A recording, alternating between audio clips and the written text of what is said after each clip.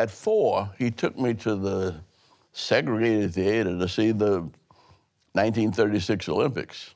He wanted me to see what Jesse Owens did when Hitler got angry rather than give him his medal after he won. I said, he's not doing anything. He said, yeah, that's what I want you to see. White supremacy is Hitler's problem. It wasn't Jesse's problem.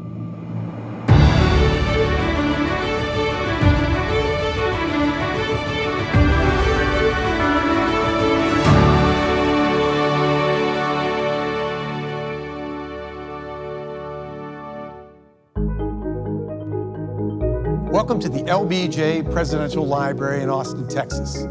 I'm Mark Updegrove. As an author, journalist, television commentator, and CEO of the LBJ Foundation, I've had the privilege of talking to some of the biggest names and best minds of our day about our nation's rich history and the pressing issues of our times.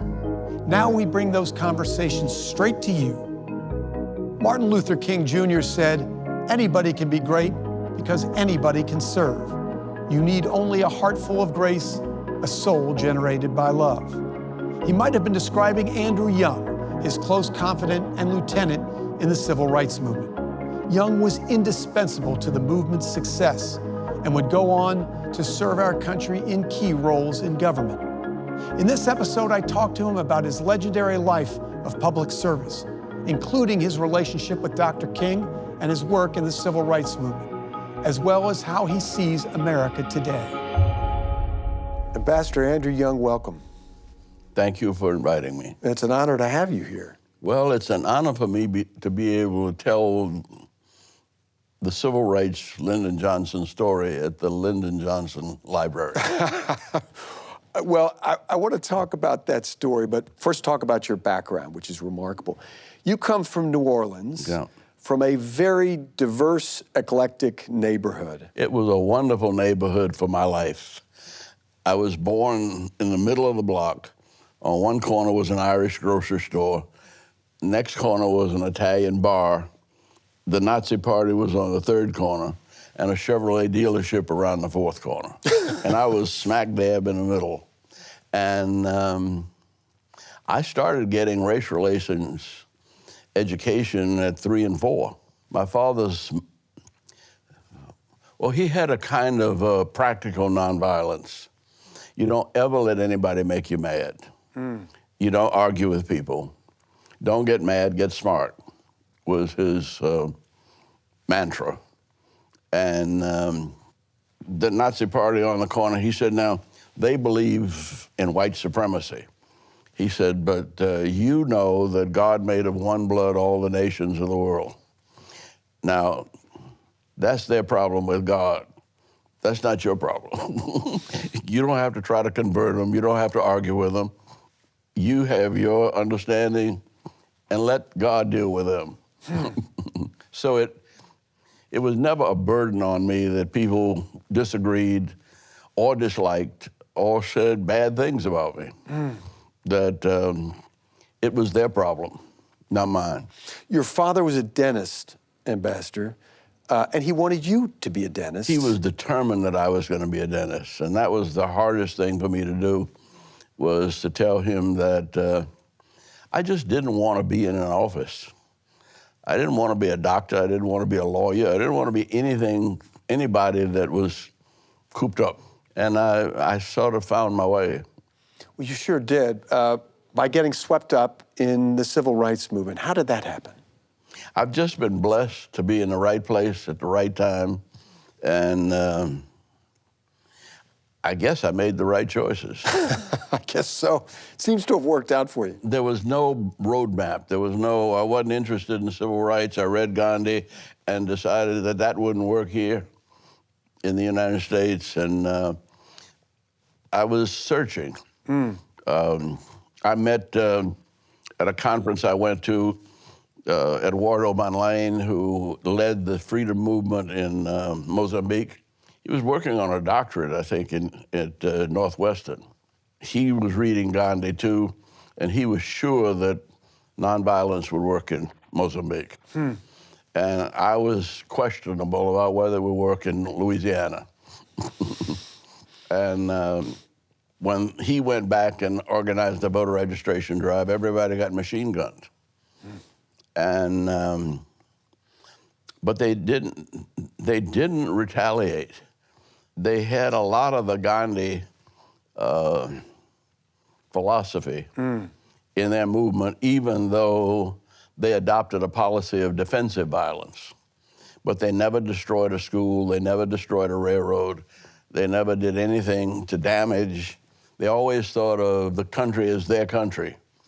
Well, that was sort of before I was 20. I was meeting all of these people with all of these ideas and ready to lay their life down for them. And at that point, that was a kind of mysticism that I wasn't ready for. How did you come to meet Martin Luther King Jr.? The first time I met him, I was pastoring a little country church in Thomasville, Georgia, and he was in Montgomery. That was 1957. He was invited to Talladega College to do a religious emphasis week speech, and we belonged to the same fraternity. They realized what his schedule was and figured he might have to back out, so they called me and asked me, could I come? And I was sort of the backup speaker, but we ended up being on a panel together. And turned out that his wife and my wife went to the same high school in Marion, Alabama. But he would never talk about politics. He would never talk about race relations. He was only interested in talking about his wife and baby. And, but we had similar backgrounds. Yeah. We had similar relationships with our father. But he gave in to his, because he had no intention of being a preacher. And I had no intention of being a dentist. When I left Hartford, I went to New York to work with the National Council of Churches. And I was there for 3.5 years, which was a blessing to us because my wife got a chance to get her master's in education at Queens College, and tuition was something like $18 a semester. You only had to pay for a registration fee. And so we couldn't have made it without that. But she was determined not to stay in New York. And John Lewis and the Nashville Sit-In Story came on television. And we just bought this house in Queens, and I was comfortable. But when John Lewis came on, she said after the first intermission, I'm ready to go home. And I said, we are home. She said, no, this is New York. New York will never be my home. And I said, well, what do you want to do? She said, I want you to sell this house and quit your job, and let's find something to do down south. So I was in Atlanta, and Dr. King's secretary came over to me because Jean was still in Marion, Alabama with her mother. And she said, you're gonna be wandering around here with nothing to do. Would you mind helping Dr. King with his mail?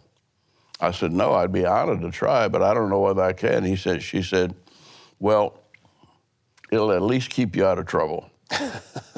And I stayed at the YMCA, and at night, you know, I'd stay up and try to answer his mail.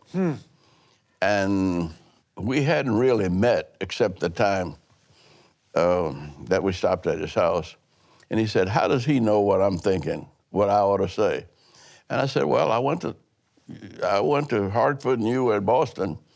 I said, your professors were signing the same books my professors were. And I was just guessing. He said, well, you're doing very well with it. So that was my volunteer work. I was paid to run the literacy program with Septima Clark from South Carolina and Dorothy Cotton. And but in the next 6-7 years, we trained about 100 teachers a year. You and I were with Joe Biden yesterday, and Joe Biden asked you how you stood up to racial tyranny with unyielding courage, without flinching, and yet remained nonviolent. How did you exercise that kind of restraint? I know you talked about your parents and the adage that your father offered to you, don't get mad, get smart. Mm-hmm. But it's one thing to say that and hear it. It's another thing to practice it. How did you do that? Well, I think my daddy taught me that. I mean, New Orleans is a boxing town, and he loved boxing. This was the time of Joe Louis and Sugar Ray Robinson, and he was fixing a lot of boxers' teeth. When they'd get cuts, he'd fix them up, and they never had any money. And so he said, the way you can repay me is take my boys to the gym.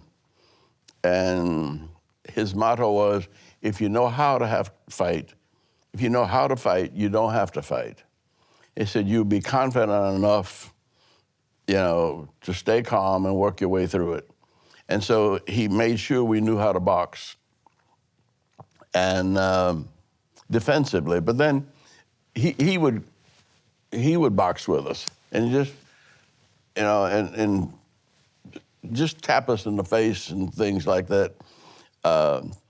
And if you begin to lose your temper and start swinging wild, he'd give you a good laugh. He said, see, you lose your temper, you lose your head. And that was sort of beaten into me from 4 or 5 years old. Well, at 4, he took me to the segregated theater to see the 1936 Olympics.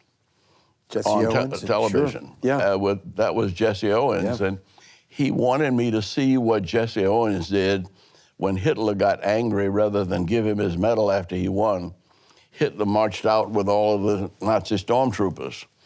And he said, now watch Jesse Owens. And I said, he's not doing anything. He said, yeah, that's what I want you to see. He totally ignored that. White supremacy is Hitler's problem. It wasn't Jesse's problem. Jesse's problem was he had 3 more races to run. And he said he stayed calm, he stayed cool, and he ended up with 4 gold medals. And Hitler's problem was Hitler's problem. And he took care of his business. And that was when I was 1936 and I was 4. And so from that time on, anytime he could drill into me, don't get mad, get smart, he did. So you were eminently prepared for the civil rights movement. I was prepared to live in the South. Yeah. And there were people, there were people who were racist. Yeah. But they were nice people, And, aside from that racism thing. No, but they would say, you different. Yeah. Because I didn't get upset, and I was also, my daddy was a dentist, and probably my parents were the only 2 people in that neighborhood that were graduates of, had college degrees. And I had enough something to build a basketball goal in my backyard. Ambassador, you were on the balcony of the Lorraine Motel when Martin Luther King was assassinated. You witnessed his death. How did you retain hope after that happened? I was close enough to see it in detail, and the bullet hit the tip of his chin and tore his chin, then severed his spinal cord. And so I rationalized that he never heard the shot, he never felt the pain.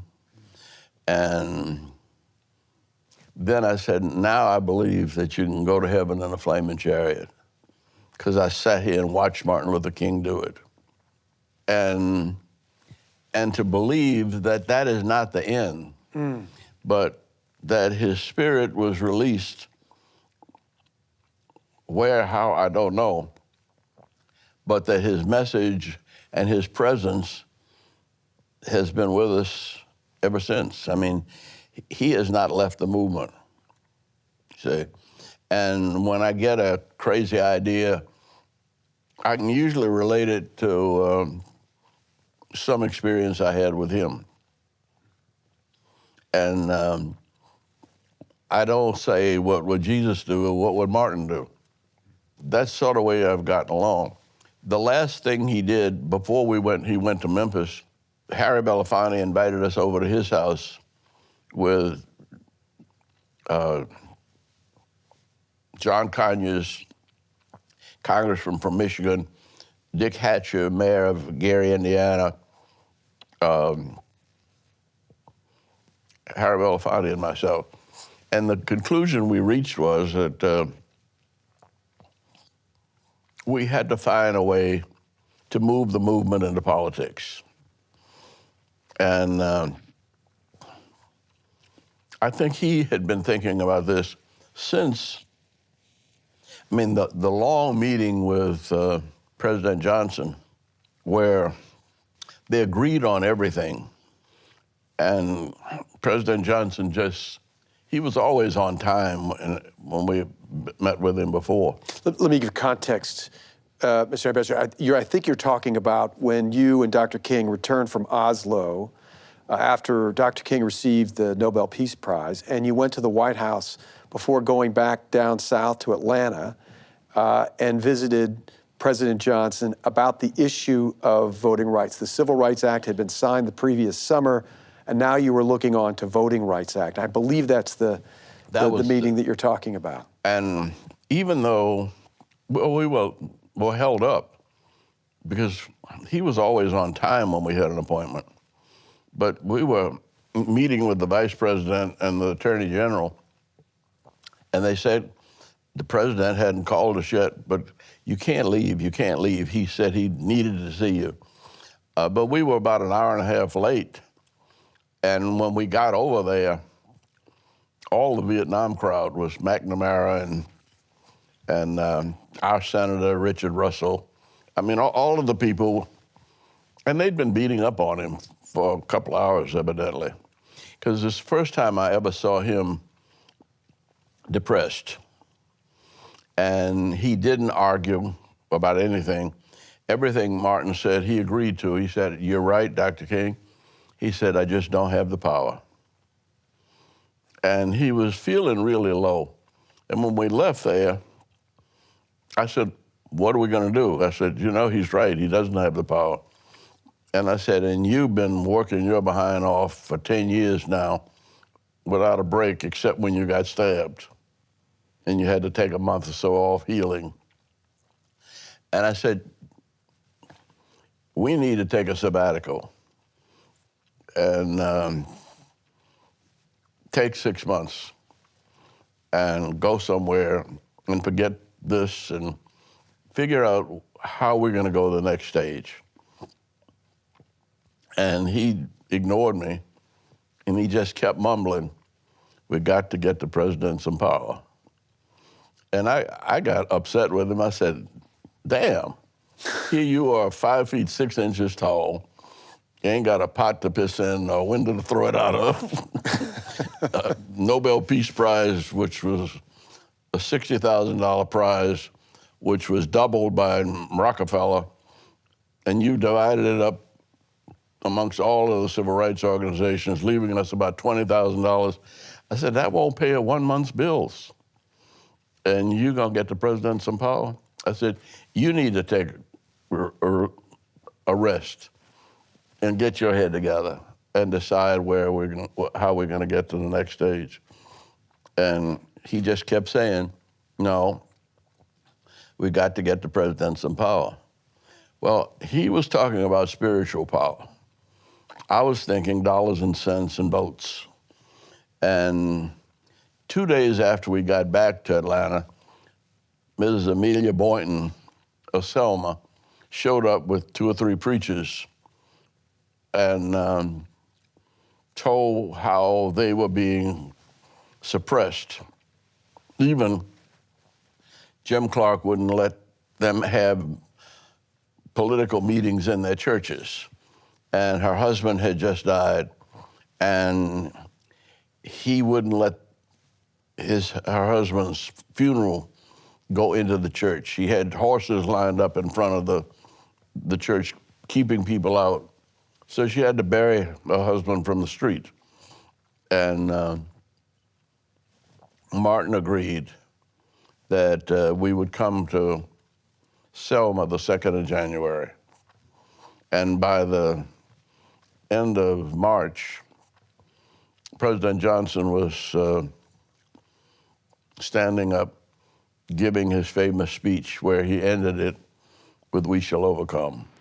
But really, it's all of us who must overcome the crippling legacy of bigotry and injustice.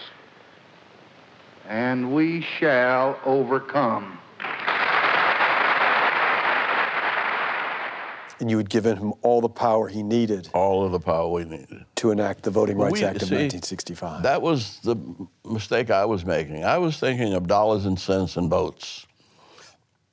He, and I think President Johnson too, saw a certain spirituality in government decisions.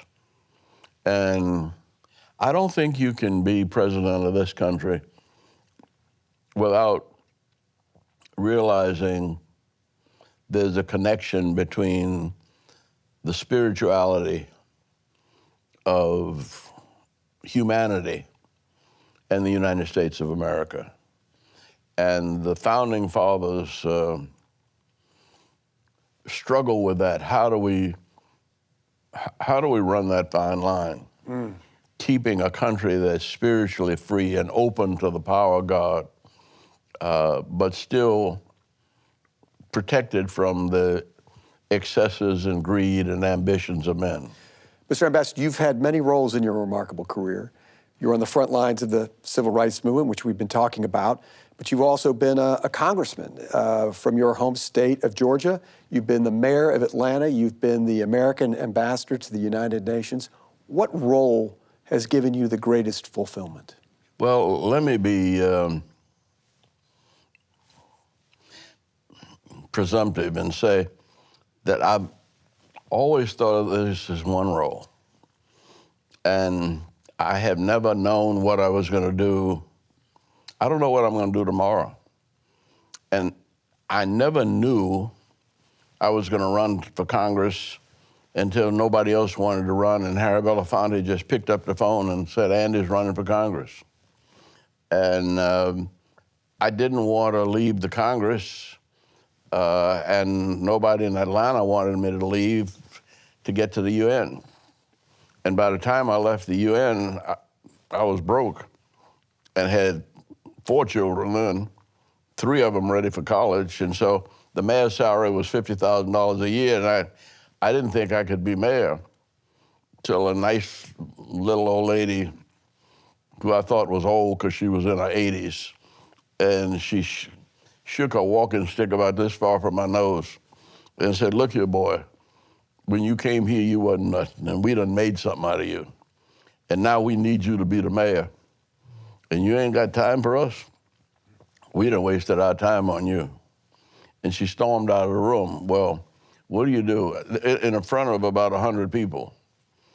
And you couldn't say no.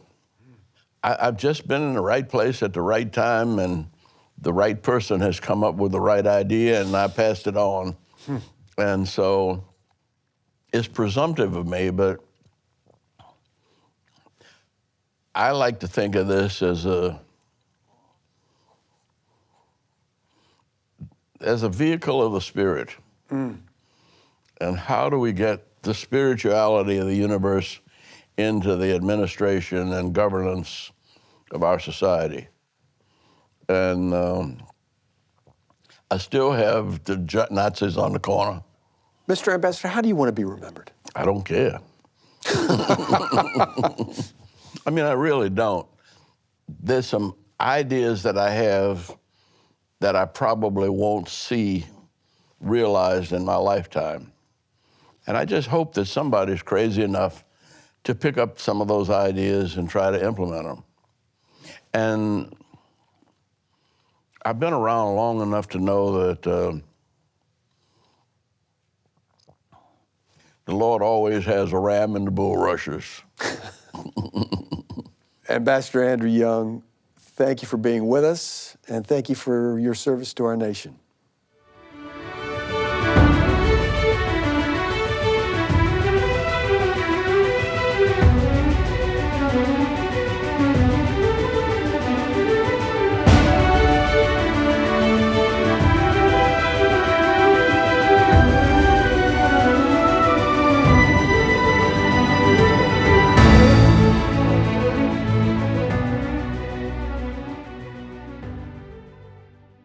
This program was funded by the following: Laura and John Beckworth, BP America, Joe Latimer and Joni Hartgraves, and also by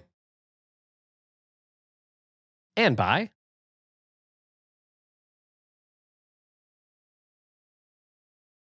complete list of funders is available at aptonline.org and live from lbj.org.